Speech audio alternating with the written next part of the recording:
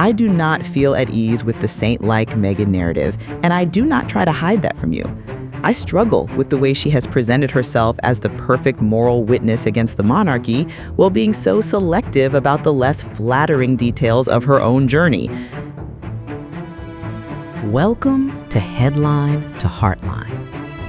At every palace, there is a gate, and the moment you step toward it, you have to decide whether you are looking for truth or just a better view of the drama on the other side. Today, we are standing at that gate between two very different royal stories, and yet, in 2025, they are being spoken about in the same breath more and more. Prince Andrew, whose name is now firmly tied to Jeffrey Epstein in legal documents, interviews, and settlements, and Meghan Markle, whose name is often pulled into that same universe through suggestion, rumor, and what people like to call connecting the dots. Let's be honest. Right now, the internet is not whispering about this. It is shouting. Old photos are being dragged out, yacht stories get recycled, guest lists and party circles are treated like crime scene diagrams. You see Meghan at a palace gate before she was a duchess, Meghan with friends of the Yorks, Meghan at the kind of places where money, status, and secrets like to drink together.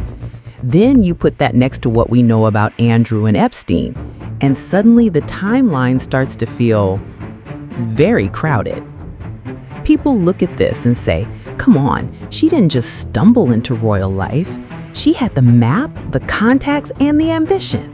She was circling the palace long before Harry. And then the Eugenie detail drops into the middle of it like a stone in water. That friendship, that long-standing connection with the Yorks, has gone from a footnote to a headline. If Meghan knew Eugenie for years, if she moved in that social orbit, then the whole "I didn't really know anything about the royals" story starts to sound less like innocence and more like a performance. And here is where people's frustration with Meghan really kicks in. She didn't just present herself as a woman in love, she presented herself as someone almost baffled by the royal machine. Someone who wandered into an institution she didn't understand and was then crushed by it. That image, that narrative, was powerful, especially when she spoke about pain, racism, and mistreatment. But the more you zoom in, the more tiny cracks appear in that picture, especially once you learn how comfortably she was already moving around that world. I need to be very transparent with you here. I don't feel comfortable with this Meghan bias that paints her as a flawless, untouchable figure. She positioned herself as the voice of respect, as the one brave enough to stand up and accuse an entire royal family of treating her badly. And let me be clear, I am not here to say she doesn't have the right to feel hurt. Feelings are real, trauma is real, and her voice should be heard when she talks about those experiences. But if you want to be the global symbol of respect and accountability, if you want to sit in the judgment seat and tell the world how a whole family failed you, then you have to be an example yourself. You cannot be inconsistent and evasive about small things. You cannot play innocent about connections everybody can see, and then expect people never to question the bigger parts of your story. Now put that tension next to what has been happening in 2025. Epstein files, testimonies, and documents keep surfacing, and they are not just historical footnotes, they are live wires running straight back to Andrew. The picture of that world gets darker and clearer every year. The flights, the visits, the photo we all know too well, the settlements. The Andrew Epstein connection is not rumor, it is documented. So when Meghan appears near the Yorks in time and space, the public imagination goes into overdrive. If you put all the dots on a whiteboard, it looks like one of those detective walls from a crime series. You have Meghan and Eugenie as friends, long before Once Upon a Time at the royal wedding. You have Meghan presenting herself later as naive about the institution, as if she had no idea what she was walking into. You have Andrew and Epstein moving in a wealthy elite world where actresses, models, socialites, and aristocrats all brush shoulders. Then you have Ghislaine Maxwell, the ultimate social connector, mixing in the same upper circles that Meghan clearly wanted to be part of. And then you have Meghan, carefully not walking us through every detail of how she climbed that ladder, who helped her, and what those nights and weekends really looked like. Is that proof of anything criminal? No. But is that a pattern that looks suspicious to a lot of people? Absolutely. And this is what the tabloids and online commentators are feeding on right now. If you're scrolling through social media, you will see people treating these overlaps almost as a done deal. She was in that world. She knew those people. She knew what she was doing. Some even draw triangles between Meghan, the Yorks, and Maxwell, like this is the missing chapter in the Epstein saga. That is how intense the noise has become. Our previous video already touched the edges of this storm. We talked about unanswered questions in Meghan's past and the way her name pops up next to Ghislaine Maxwell in certain corners of the internet. We asked why there are so many blurred areas, so many half-told stories, when Meghan has been willing to be so specific and emotional about other parts of her life.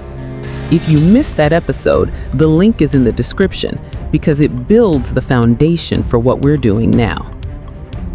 Right now, people don't just want to know whether Meghan was ambitious. They want to know whether that ambition put her close to very dark people and whether she is being protected by the same silence and power that kept Epstein's world hidden for so long. They look at her refusal to fully open up about certain friendships in certain years, and they say, if the past is clean, why not put it all on the table? Why not say where you were, who you were with, and what you knew? The more she stays quiet on those granular details, the louder the echoes get between her name and Andrew's. The question isn't just, did Meghan know more about royal life than she admitted? It's evolving into, did she also know more about the people around Andrew than she will ever say? That is the escalation we are seeing now. Online detectives built timelines side by side. On one side, Andrew's movements with Epstein and Maxwell. On the other, Meghan's social rise into that circle of money and titles. Every overlapping city, every overlapping year, every familiar face in the background of a picture becomes a dot. And when you connect enough dots, the picture starts to look less like coincidence and more like design. Of course, the tabloids love this. It is the perfect cocktail. Scandal, sex trafficking, royalty, a polarizing duchess, a disgraced prince, a dead financier, and a convicted socialite. You couldn't write a better script for clicks and outrage. So articles are written with heavy hints and light caveats. Thumbnails show Meghan next to Andrew and Epstein as if they are all part of the same crime scene. And YouTube thumbnails splash her face over words like network, cover-up, and secret past. The message is not subtle. If you are following this story and want to keep peeling back layers with me, make sure you like and subscribe so you don't miss what we unpack next.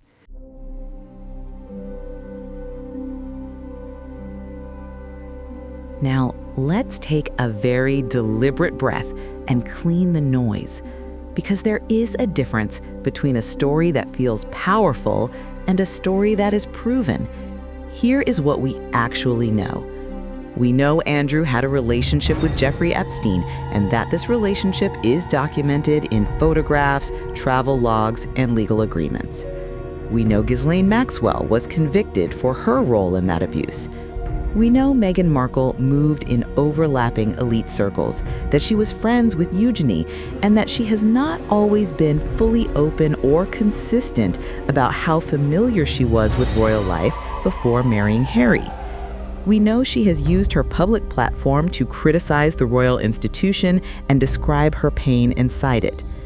What we do not know, we do not have public legal evidence that Meghan was part of Epstein's criminal network. We do not have sworn testimony placing her in the pattern of abuse that has been investigated. We do not have court documents that treat her as a participant or an enabler. What we have is proximity, social overlap, and a woman whose edited version of her past makes people suspicious. And this is where I want to be very clear about my position. I do not feel at ease with the saint-like Meghan narrative, and I do not try to hide that from you. I struggle with the way she has presented herself as the perfect moral witness against the monarchy while being so selective about the less flattering details of her own journey. At the same time, I am not here to invent crimes. It is one thing to challenge her inconsistencies and another thing to drag her name into every scandal because we are angry, disappointed, or simply tired of her. The real challenge now is for all of us to be stricter about what we call a connection. A friendship with the Yorks is a connection. A presence in wealthy, secretive social circles is a connection. A documented role in Epstein's abuse is a very specific kind of connection. And so far, that is not attached to Meghan in the factual record. We can explore patterns and ask questions, but we have to keep those categories separate if we want our criticism to have integrity. So when we look at Meghan standing at that palace gate, we should see the full picture. A woman who clearly wanted access to that world, who cultivated the right friendships, and who has not always been fully open or consistent about how familiar she was with royal life before marrying Harry. We know she has used her public platform to criticize the royal institution and describe her pain inside it. A woman whose proximity to the Yorks and to that broader ecosystem of privilege will always make people wonder how much she really knew and when. But wondering is not the same as knowing. Suspicion is not the same as proof. And adding someone's face to a scandal board does not automatically make them guilty of everything printed next to their photograph. If we cross that line, we become the very thing we say we are fighting. A machine that destroys reputations with gossip while claiming it is all about justice. Thank you for walking with me up to that gate today, and for staying with this story long enough to separate the heat from the light. If this episode helped you think more clearly about Meghan, Andrew, evidence, and rumor, please remember to like and subscribe so you don't miss the next one. And as we step back from the palace railings and return to our ordinary lives, may we be just a little more careful about which dots we connect and which gates we refuse to storm without the truth in our hands.